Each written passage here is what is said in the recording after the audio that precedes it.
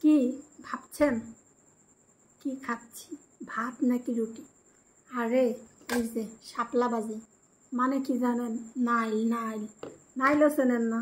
আরে জাতীয় ফুল শাপলা আছে না, ওইটারেই কয় নাইল বাজি।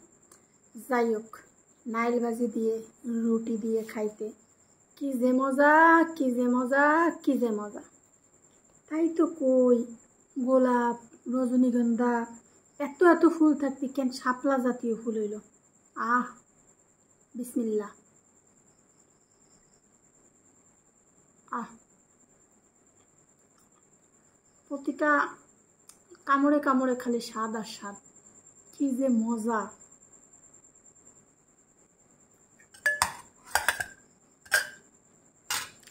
ভাবতে পারেন আপু কি খালি রুটি খাবে? এই দেখেন, এটা হলো কলা আছে না, কলা, কলা দিয়ে মানুষ তো এখন ইলিশ মাছ খাওয়ার সময়, কিন্তু ইলিশ মাছের প্রচুর দাম। এত দাম দিয়ে ইলিশ মাছ কিনে খাওয়ার কোনো যুক্তি হয় না, তার চেয়ে গরুর গোস্ত খাওয়া ভালো।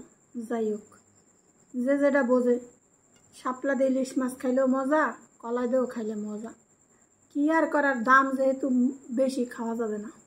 ভালো বুদ্ধি দিলাম, বুঝলেন? এখন এই কলা, এটা হলো বাটা কলা, মানে কলা যেহেতু মাছ নাই তাই কলা দিয়ে মশলা বানাইয়ে এখন আমরা খাইতেছি। গাইস, এইটা দিয়ে ইলিশ মাছটা ঝোল রানলে না যত মজা লাগতো তার চেয়ে বেশি মজা। কলাটারে সিদ্ধ করে পাটায় বাইতে মশলা ফসলা দিয়ে ওই যে জামনে জামনে ওই যে ভাজি ভুজি করে এরকম করতে হয়।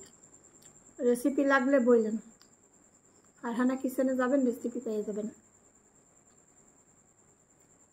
অনেক মজা।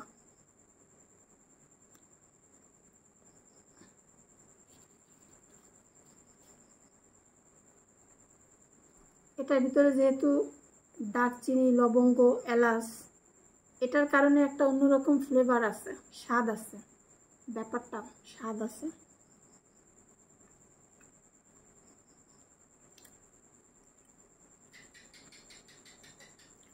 একদম মনে হবে যে আপনি মাংস খাইতেছেন, ওরকম কিছুটা আর কি ফ্লেভার আসবে। যাই হোক, এটা হইতেছে শাপলা ভাজি, কি যে মজা, অনেক মজা। এই যে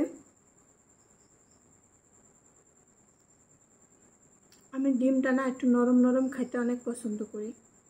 আপনার শক্ত ডিম পছন্দ না নরম ডিম পছন্দ বলেন তো?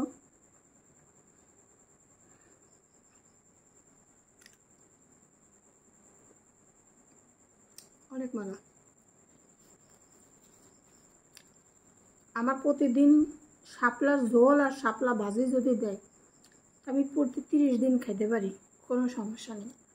তো এত কথা কি আর আপনারা শুনবেন? আজকে রাইয়ে দিই, ভালো থাকেন, আল্লাহ হাফেজ, টাটা, বাই বাই।